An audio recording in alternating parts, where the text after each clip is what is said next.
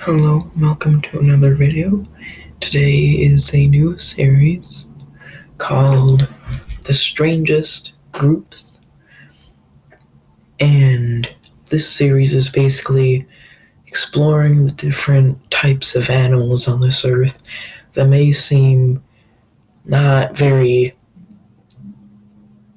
well known, such as the Therizinosaurs, the first episode.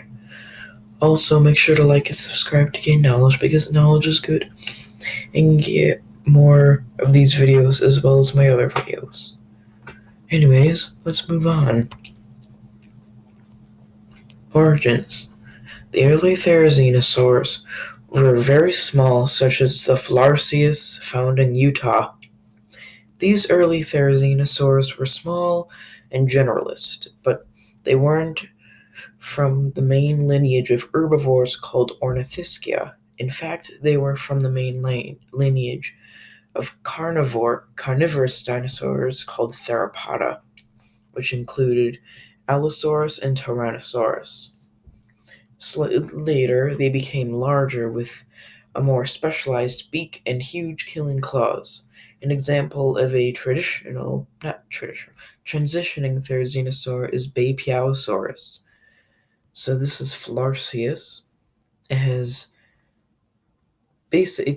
basically kind of looks like a very primitive plateosauroid with long arms, short legs, a long neck, and a long body and tail, while Bapiaosaurus has a beak, a sturdy yet long neck, tiny little wings with larger arms and claws, and longer legs, which it used to reach the tippy tops of trees and big ferns.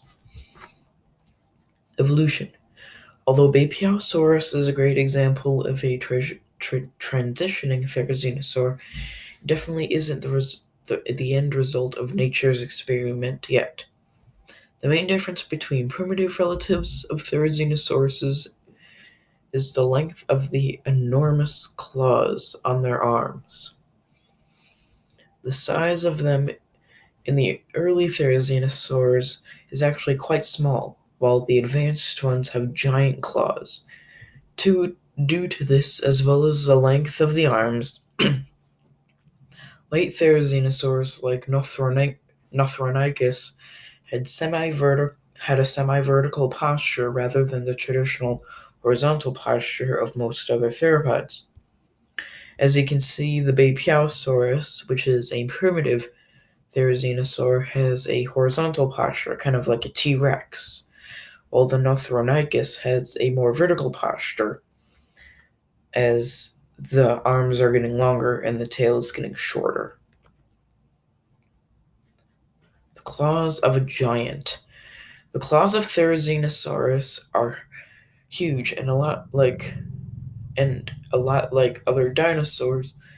These were the only parts of the body discovered initially, but by now we know exactly what it looked like. But what were the claws actually used for?